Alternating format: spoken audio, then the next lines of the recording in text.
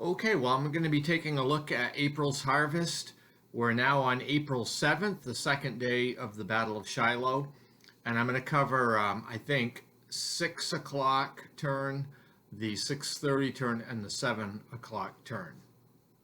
So at 6 o'clock, General Breckinridge decides to implement his orders by moving out with the reserve division at Wicker Field. However, the first division under Polk continues in delay. Hardee receives his orders to move to Duncan Field and to hold it from the enemy, and actually those orders are accepted, and he sends Hindman's division forward.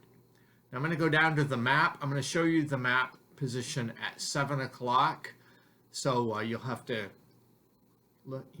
use your imagination. So General Breckinridge moves into the woods. You can see in the picture there where he's going out of Wicker Field on the left-hand side. He is not in contact with the enemy at 6 o'clock. And then Hindman's division, which are in red in the center of the map. You see Shaver's brigade is moving forward and gets to the secondary road to the east of Water Oaks Pond. There's not a lot of activity happening, except that Tuttle's brigade does take a long-range shot at the reserve division's artillery, because it's limbered and it's moving into range. And Forrest's cavalry makes it to the key junction. A gunpoint is knocked out, so the it's always dangerous to limber your artillery and move it in front of the enemy. We go to the Union part of the turn, and Nelson continues to delay, so the Union basically has no activity. Grant is waiting for more of Buell's forces from the Army of the Ohio to arrive, and McClernand is trying to collect stragglers before receiving orders to counterattack.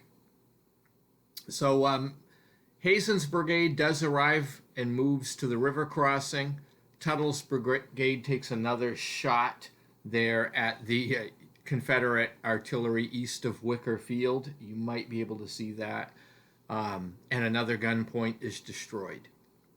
So I imagine that Breckinridge might regret moving his guns into this position. His artillery becomes shaken and falls back. So the rest of the time is spent recovering stragglers, and then we go to the 6:30 a.m. turn. So at 6:30, the Confederates go into their command phase. General Polk continues to delay with the First Corps.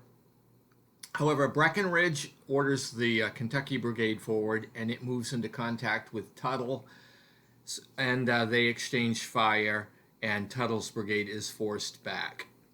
Meanwhile, more toward the center of the map, you can see General Hindman captures Duncan Field unopposed, and General Hardee moves in with the Third Corps to the edge of Review Field. That's just in the center top of the map picture that you can see.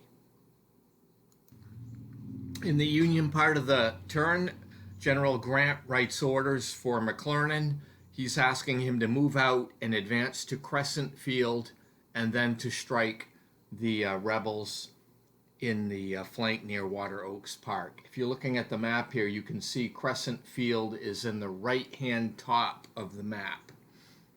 But this order is not going to get there for an hour. It's going to take till 7:30 a.m. Meanwhile, General Nelson continues to delay in implementing his orders. Hazen's brigade is able to cross the Tennessee River. It debarks at Pittsburgh Landing. Crittenden and Smith's brigade also arrives. Over near Wicker Field, Sweeney is in range of Breckinridge's reserve division, so there's a firefight back and forth, and Sweeney's regiment is hit and falls back and a few hundred yards. And that's all that really happened at the 6:30 a.m. turn. So we'll go on to 7 o'clock. So Polk finally accepts his orders and starts to advance toward Jones Field. And the First Corps headquarters moves to Water Oaks Pond. And you can see at the top right-hand side of the map, Cheatham's division moves along the along the track to the east of Crescent Field, while Clark's division moves slowly up in the rear. I think he's just out of the picture. And toward the left-hand side of the picture, you can see Breckinridge's division has captured Wicker Field, but he is expecting the potential of a Union counterattack. General Grant orders his headquarters to redeploy on the Union part of the turn to the crossroads at Perry Field, and you can see that's the crossroad with the Savannah Road. And in the picture in the lower right-hand side, you see that redeployment depicted there. Finally, General Nelson implements his orders, and his division moves out into the woods just to the north of the Dill Branch. And Boyle's brigade lands on the river, so you can't see that in this picture. Prentice's division has recovered some stragglers so that it's no longer a wrecked division, but it's barely no longer a wrecked division.